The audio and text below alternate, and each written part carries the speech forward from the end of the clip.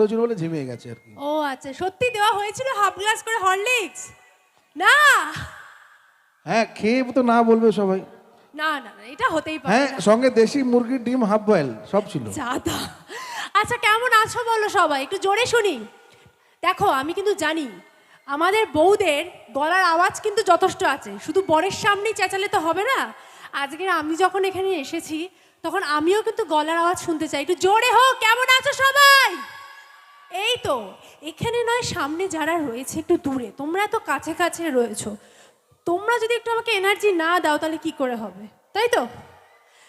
এখানে উপস্থিত প্রত্যেককে, যারা আমার থেকে বয়সে বড় তাদের প্রত্যেককে আমার মন থেকে 5 ফের প্রণাম।